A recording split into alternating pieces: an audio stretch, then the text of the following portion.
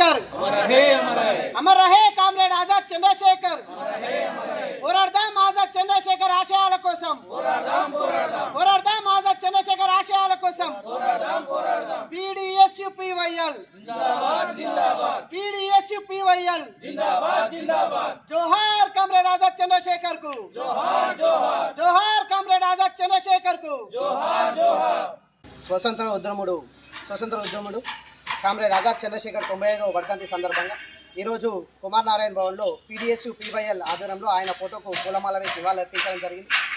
Bhagat Singh, Rajguru, సుఖదేవులను arrest చేశారని comrade Azad Chandrasekhar మరియు వాళ్ళ టీంతోని ఇక్కడ ఒక పార్కులో సమావేశం నిర్వహిస్తున్నప్పుడు అక్కడ వాళ్ళ టీంలో ఉన్నటువంటి బ్రిటిష్ సీక్రెట్ సర్వీసెస్ కావచ్చు, అక్కడ ఉన్నటువంటి ఇన్ఫర్మేషన్ తెలుసుకొని వీళ్ళ కోసం వచ్చినప్పుడు ఏదైతే ఆజాద్ చంద్రశేఖర్ అక్కడ ఉన్నటువంటి వాళ్ళందరినీ హతమార్చి తన చివరి బుల్లెట్తోనే తనకు తాను బ్రిటిష్ వాళ్ళకు దొరకద్దు, ఈ యొక్క నా ప్రాణత్యాగంకి విలువ తెలాలా, ఈ యొక్క స్వతంత్రం రావాలన్న కారణంతోనే తనకు తానుగా షూట్ చేసుకొని లాస్ట్ చివరి బుల్లెట్తోనే కాల్చి చంపుకోవడం మరణం జరిగింది. ఏదైతే కేంద్ర రాష్ట్ర ప్రభుత్వాలు విద్య కావచ్చు మరియు యోజన రంగంలో కావచ్చు వ్యతిరేకిస్తున్నటువంటి విద్యా వ్యతిరేక విధానాలకు వ్యతిరేకంగా ఖచ్చితంగా మనం పోరాడాల్సినటువంటి అవసరం ఉంది. ఆజాద్ చంద్రశేఖర్ స్ఫూర్తితో అయినా ఇక్కడ ఉన్నటువంటి యువత కావచ్చు మరియు విద్యార్థులు పోరాటం చేయాలని మేము పీడీఎస్గా పిలుపునిస్తాం. కామ్రేడ్ ఆజాద్ చంద్రశేఖర్ 95వ వర్ధంతిని కుమార్ నారాయణ భవన్ దగ్గర ఇవాళ పూలమాలలేసి తన ఫోటోకు నివాళులు అర్పించడం జరుగుతూ ఉంది. ప్రధానంగా ఈ దేశం కోసం, ఈ దేశంలో ఉన్నటువంటి బ్రిటిష్ సామ్రాజ్యవాదులను పారదోలాలని చెప్పి ఆనాడు భగత్ సింగ్, రాజగురు, సుఖదేవులు లాంటి ఎందరో వీర కిషోరాలు ఈ ఉద్యమంలో పాల్గొంటున్నప్పుడు అక్కడ ఉన్నటువంటి ఆజాద్ చంద్రశేఖర్ కూడా వాళ్ళతో పాటు కార్యక్రమాలలో పాల్గొంటూ, అట్లాగే భగత్ సింగ్, రాజగురు, సుఖదేవులు అక్కడ ఉన్నటువంటి బ్రిటిష్ వాడిని పారదోలడానికి పార్లమెంటులో బాంబు విసిరినప్పుడు వాళ్ళని బయటకు తీసుకురావడానికి ఆజాద్ చంద్రశేఖర్ అనేక ప్రయత్నాలు చేసిండు బ్రిటిష్ వారితోటి. అయినప్పటికీ కూడా ఆయన ఏదైతే ఈ దేశంలో ఉన్నటువంటి బ్రిటిష్ సామ్రాజ్యవాదులను ఈ దేశం నుంచి ఎల్లగొట్టాలని చెప్పి అట్లా ఒక పోరాటాన్ని నిర్మించినటువంటి వ్యక్తి ఆజాద్ చంద్రశేఖర్.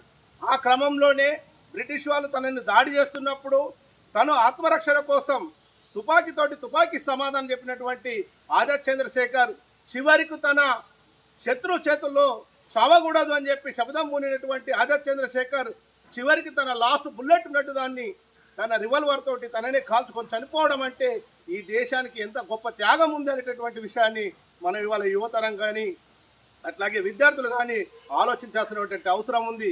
ఆనాడు భగత్ సింగ్ లాంటి వీర కిషోరాల కోసం తను చేసినటువంటి ప్రయత్నం కావచ్చు, ఇవాళ ఆజాద్ చంద్రశేఖర్ చేసినటువంటి ఈ దేశం కోసం అనేక పోరాటాలు కావచ్చు. కానీ ఇవాళ మనని పరిపాలిస్తున్నటువంటి నరేంద్ర మోడీ సర్కార్ ఇవాళ కేవలం ఒక మాదంతో ఇవాళ దేశాన్ని మొత్తం ఇవాళ మాదంతో వాళ్ళను మత్తులో వస్తూ ఉంది. కనుక ఇవాళ ఏటా 2 కోట్ల ఉద్యోగాలు కల్పిస్తామన్నటువంటి నరేంద్ర మోడీ సర్కార్ ఎక్కడ ఉద్యోగాలు ఇచ్చిందని చెప్పి ఇవాళ అడగాల్సినటువంటి పరిస్థితి ఉంది. అట్లాగే దేశాన్ని విదేశీ వాళ్ళు మన దేశాన్ని పరిపాలించకూడదు, అక్కడి వస్తువులను మేము నిషేధిస్తున్నామని చెప్పి ఆనాడు 2014 ఎన్నికలలో వీళ్ళు ఇచ్చినటువంటి హామీలు ఇవాళ బీజేపీ సర్కారు ఇవాళ చేస్తున్నది ఏంటి అని అంటే విదేశాలలో ఇక్కడ ఉన్నటువంటి వ్యవసాయ రంగాన్ని తాకట్టు పెడతా ఉంది, ఇక్కడ ఉన్నటువంటి అనేకటువంటి సంపదలను బోలజాతి వాళ్ళకి అప్పచెప్తా ఉంది. కనుక ఇట్లాంటి చర్యలు కొనసాగిస్తే ఖచ్చితంగా మీకు తగిన బుద్ధి చెప్తాం. కాబట్టి ఇట్లాంటి వాళ్ళను మనము వ్యతిరేకించడంలో ఇట్లాంటి పాలక వర్గ పార్టీలు ఏదైతే ప్రజలకు ఇచ్చినటువంటి వాగ్దానాలను విస్తరిస్తుందో ఇట్లాంటి అన్నింటినీ కూడా వ్యతిరేకించే దాంట్లో మనం ముందునే ఉండాలా. అట్లాంటి కార్యక్రమాలు పాల్గొన్నప్పుడే ఆజాద్ చంద్రశేఖర్కు మనం నిజమైనటువంటి వారసులుగా ఉంటామని చెప్పి కోరుతా ఉన్నాం.